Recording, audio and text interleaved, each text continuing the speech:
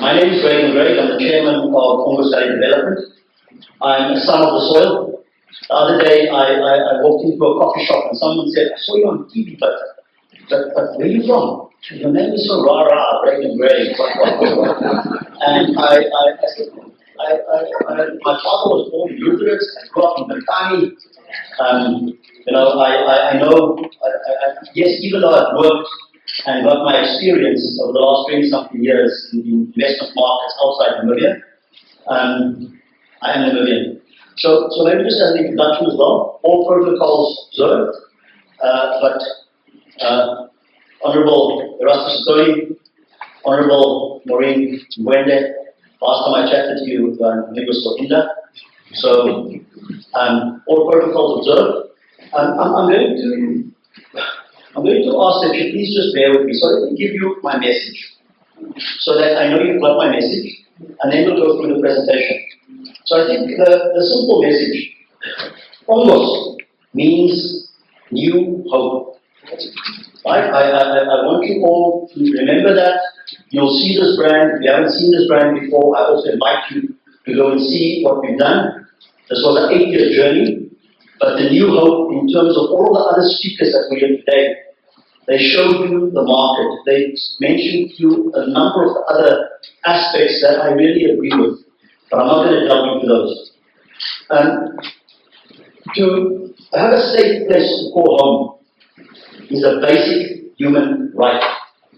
And when that right is afforded to you, you can be a productive part of our society. You can be a productive citizen.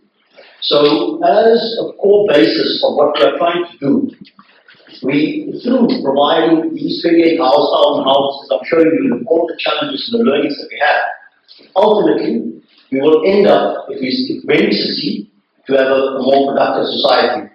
And since this is the Economic Association of Namibia presentation, I feel that I just have to include right up front also just a little bit about, from an economic perspective. Do you realize that the construction of homes, the maintenance of homes, and the transactions around sales, etc., for homes contributes to 14%, up to 14% of our gross domestic product.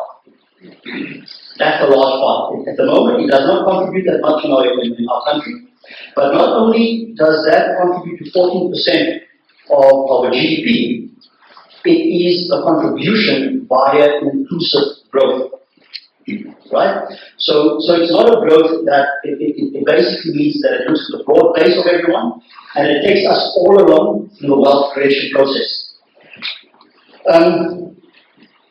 I'm going to be giving you a message around, maybe you can move on to the next slide, just what I'll talk about. I'll give you a quick insight of Ongos for those who don't know much about it.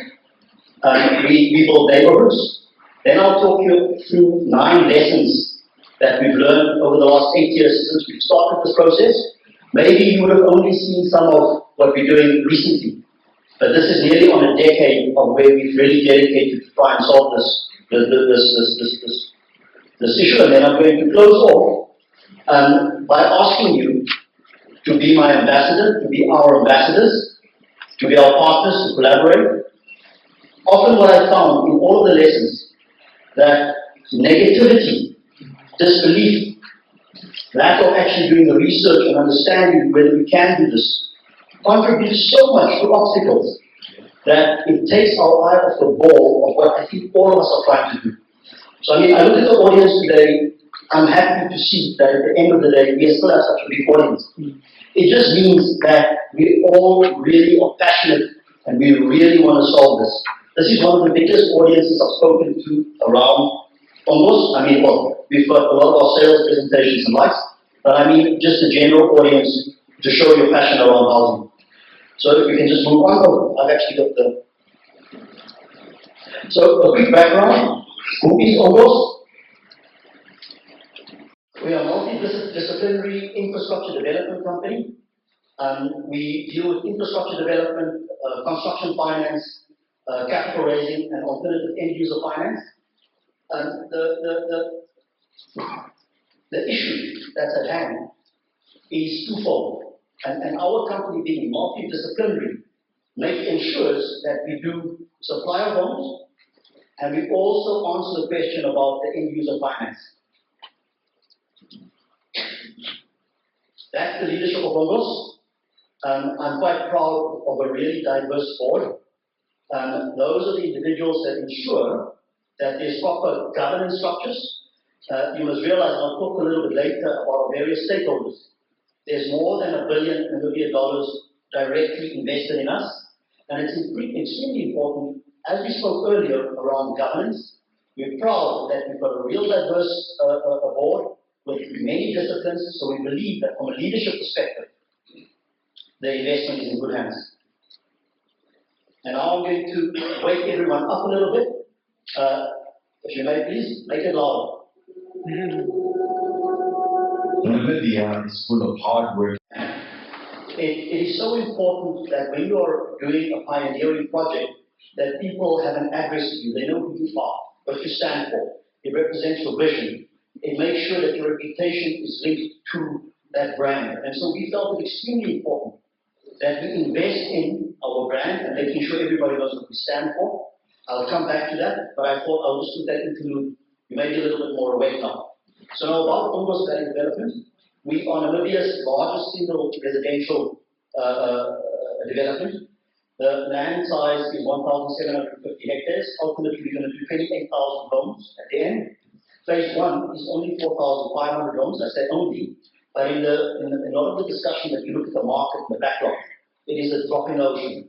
Now, I always trying to talk about the market of that we've got students qualifying that NAFSAS sponsors every year. NAFSAS has got 24,000 bursaries or so. You get about 2,000 or 3,000 just from those people coming into the system. People that says we are trying to do too much or it's too big. You missed the point. We're going to wait that 100 years that was talked about, and I don't think we as a society have that time. It's very important we create 14,000 job opportunities just through the construction process. Currently, there's close to 2,000 people on site working on the project. Then there's 4.3 billion, a low estimate that we're pumping into the economy, and that is invested in Namibian SMEs. Now, we are proudly Namibian, and that's why I also started my talk off around that. All of that money goes back into the system. So we raise money from Namibians, we collect foreign direct investment, but we are making sure that that money goes to Namibian SMEs that we mentor. Because ultimately, yes, we want to invest in our SMEs, but we also want quality housing for those people that move in, and we've had to consider that whole ecosystem and value chain, which I'll talk to.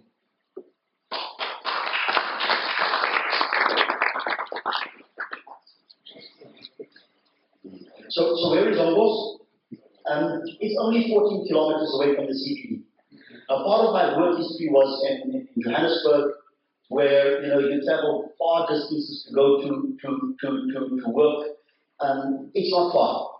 Especially, we are busy, and some of the people in this room know that we are busy looking at a dual carriage road, the whole Monte Cristo, which means that access there is only 7 minutes. 14 kilometers. And plus that, it's a mixed-use development, which means that we've got businesses there. You may not have to travel that much, especially with it being a smart city. You've got connectivity, so you can actually even work from home. But it's not far from Windhoek. It's only 14. It's in the northwestern corridor. The other important point that I want to make here that I usually speak about is, if you look at Windhoek, we're in a crater. To the south of Windhoek, we've got our water plateau. If you do huge developments on that side, we're going to contaminate our water. And we know how precious water is for our country, or for our city and our country. If you look to the east, it's extremely mountainous. There's mica, hard rock. You cannot develop at the scale there in an affordable way. If you look to the west, we've got a national heritage site in Downfield Game Reserve. So the natural expansion and the vision from the founders of Ongos to say, okay, let us invest in a piece of land. It was barren land, just farmland, to the northwestern corridor, as it is. The city of Windhoek, and I don't know if you know, it slants slightly to the south, to the northwestern corridor, which means that bulk service provision becomes a lot cheaper over the long term. It's also something I only just learned because I'm more in a financial area, but I think that's an important point as well. figures for. We're doing it for men and women in uniform, civil servants, NDF, NAMPOR members, young professionals. Those are typically the people that we are building the houses, which is ranging from about 300,000 Namibia dollar to 900,000 Namibia dollar. You move on a bit quicker. So,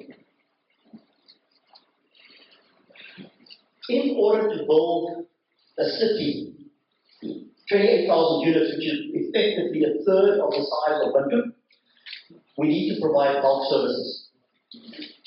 This is maybe one of the areas that I do want to mention around how we would like collaboration with the city and other stakeholders. But we have to build, that is a wastewater treatment plant. The first since about 1970, up to 56%. This use water up to over 90%. We've got our water reservoir. What makes me so proud about this, and I saw this come up from the ground, it's the first water reservoir built by a black construction company in Namibia. And it's not this big name, it's George and Kandele. And you know, they told me the stories about never getting an opportunity to do this. If it was not for our belief in our people that we can actually do this and holding their hands, there the structure stands. You know, that whatever happens even from August to this time forward, there is so much value that we've already created in belief through our spending into our own community. It's real. I want you to drive there, go and see what's happening. This even is an outdated picture, but we're launching close to 400 homes within the next few months. So water is flowing, electricity, I think it's in this week, they were testing it in. So the homes are happening, they're standing. Often what we've also experienced, people didn't believe. They say, but really, why can you do it? The problem is not why can you do it, it has to be done, and some Namibians have got to take the lead and actually collaborate and partner with the rest of us in order to deliver this. The next few slides are just a few pictures, just to show you the reality. That's what the streetscapes look like. You can just leave them each for 1 or 2 seconds and move on. Does this work? It's making too fast. Oh.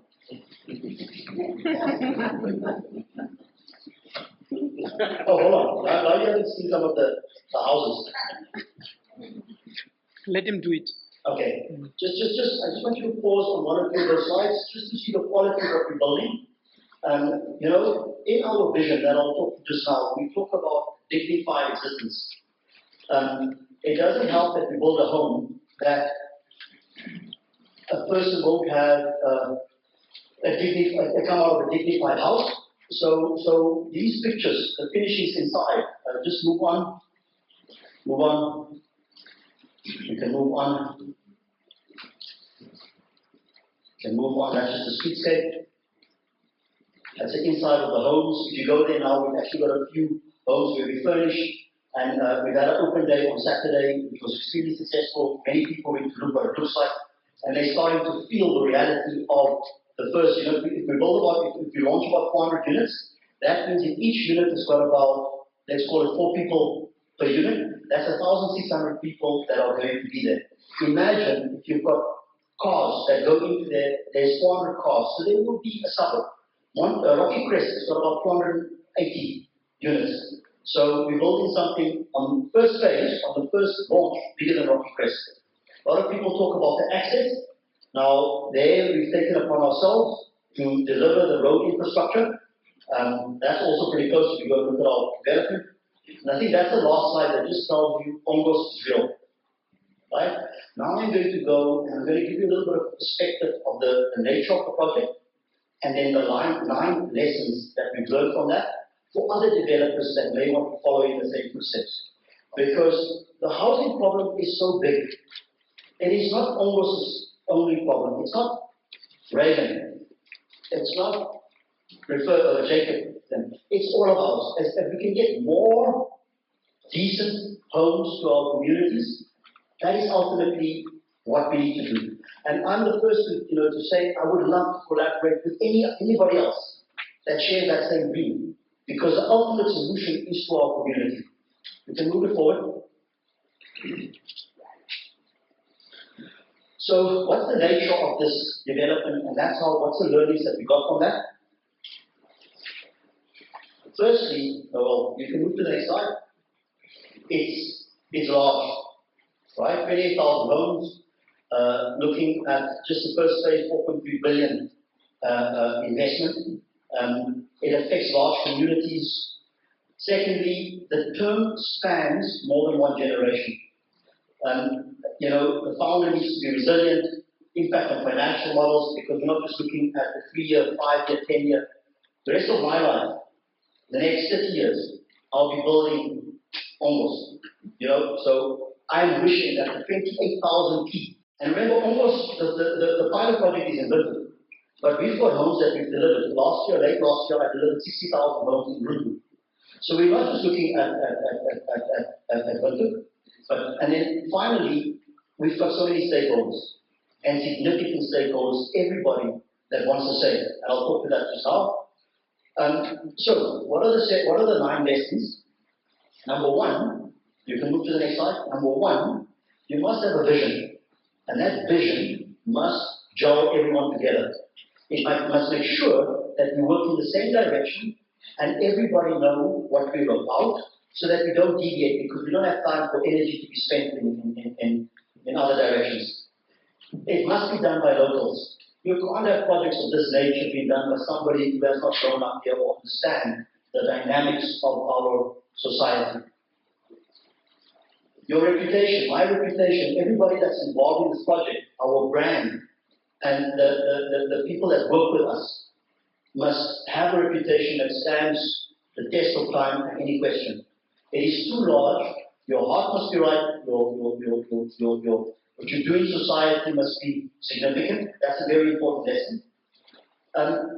Your vision must be linked to the national vision. It doesn't help that almost as large as what it wants to do isn't linked to what our leadership is doing. Our leadership has put the environment for us in order to deliver this. So it must be linked to the national development goals. The one side is supply the homes. The other side is innovative financial solutions for the people that want to buy the homes. And I'll talk to that. We've got our rent to own program, we've got a rent to retirement program, where we make financing available to those who actually want to go stay in those homes. Stakeholders are key. We've got 8 stakeholders, from the leadership to the municipality to the financiers, and within the financiers you've got banks, you've got DFIs, you've got asset managers, you've got the communities involved, you've got the suppliers. It is important that each of those stakeholders be paid due attention and thought, because this is a huge project and they're all going to have impact. It must be commercially viable. At the end of the day, we work on financial models. I see some bankers in the room. They're not going to lend us money if there's no commercial viability behind this. But commercial viability is one thing, but the type of investment that you do, it must be commercial viable and has social impact. That is your dream investment that any capital, as Jacob has mentioned, 380 billion of capital can find its way into delivering in our society. The founders need to be resilient. The sweat capital, the stubbornness, how often things have come to our table where we keep our vision clear and we are determined to achieve it, that you do need a stubborn founder, and then you need an integrated value chain. And I'll talk to that as well, because it just helps you with the whole ecosystem to identify where there are potential areas that you need to give attention to. And okay, now I'm going to, I'll go quicker now. I know my time is probably up. No, I've still got time. So within our vision has got 5 tenets. We can move to the next slide. Our vision is effectively, I've spoken about this. We can go to the next slide.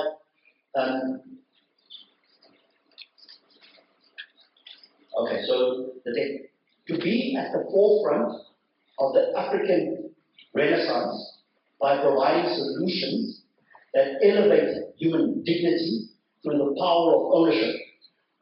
everyone in our company, we've got just over 100 direct employees and a lot of stakeholders, they understand what our vision talks about. To be at the forefront, this has never been done before. So, where else are you going to find an example? We are African and we are Namibian, and we are proud of that. We provide solutions, not just homes, so that it delivers a dignified existence. And ultimately, if you want to create a bigger middle class and more wealth, you need to find a way that ownership results in those people that you're building the homes for. Can move on. Local context. This one, I think, and just sitting here, I don't need to tell you what I mean by local context. It's the SMEs, it's the builders, it's understanding the communities must be accepted. I usually give a longer talk on this, but for time's sake, I think this one really sits with you and you can understand this. Brand strength. And as hard as we work through the night to try and deliver this, ultimately people will look at you and say, who are you? Where do you come from?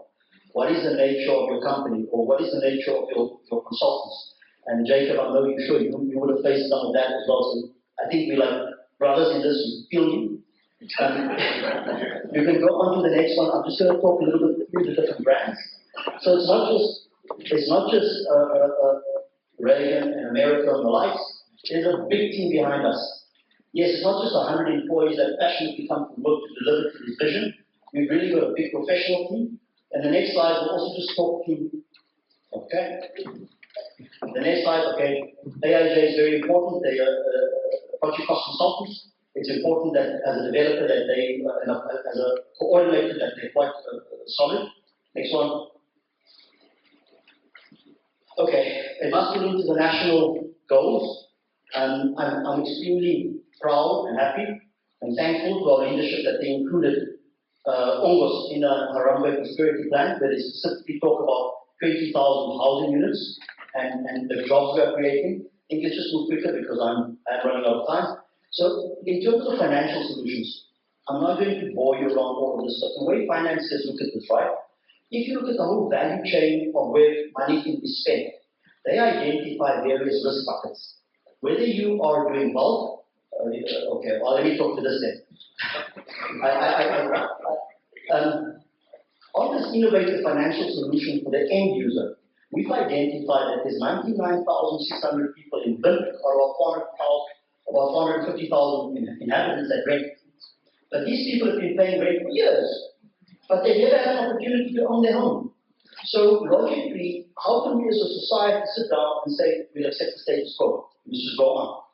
We must find a way to say, okay, what are the obstacles? Is it finance? So what we've done, we've launched a $2 billion Namibia bond on the Namibian Stock Exchange, and we've looked at a structure of how we can actually get these individuals into the financial market for financial inclusion. So over a 5-year period, they buy a house, effectively get a proper mortgage from the bank. But what we do throughout that process is we do financial literacy. It is forced on all. It's a necessity that you do financial literacy so that the banks know that you are going to repay them every month. But we've also changed that a little bit. We said a lot of our people who are 50 years and older, when they walk into a bank, the bank says, I'm not interested in you. But these people have still got a long, it's not 1700s where we passed away in 60, 61, whatever the case may be. Now we still got a long life. And in that context, we've got rent to retire. And all that does is it says that a portion of your pension fund, a third of your pension fund that you get to take in cash, that will settle the difference of your home loan. Let's move along quicker now. This one, the key success factors in terms of stakeholder collaboration and support, I've realized is something that we didn't know in the beginning. We knew various parts of it, but it's extremely important that the communities, the audience that we speak to, become our ambassadors. Those are the stakeholders, and I ask you also today, please, when you walk out of here, go and look at Ongos, be our ambassador, buy a home there. Let's create that community. I was going to talk about smart city. Somebody earlier asked what's the definition of smart city. It's all around connectivity. So when you've got connectivity, you can have the internet and things on top of that. You can have a more efficient society. It's also a green city where we've got more sustainable use of our resources. Move on, this is our community, it's one of our stakeholders. We made sure that we're really part of the community. Move on. Commercial viability, it was a tough task where we saw more than 50 financial companies. Eventually, now everybody's, the reverse is happening now. The IFC has seen us 2 weeks ago. They want to take our program right across Africa. They've never seen a business which got supply and the financial solution as we have. We're quite proud about that. Founder resilience, I spoke about this. Integrated value chain. There are various opportunities that finance can happen from the land delivery process, title, tenure, bulk services, construction, end user finance. So you need a whole vision that integrates everything. And my request is from you, be deliberate in wanting to collaborate, partner, and be our ambassadors. This is not our project, it is our project.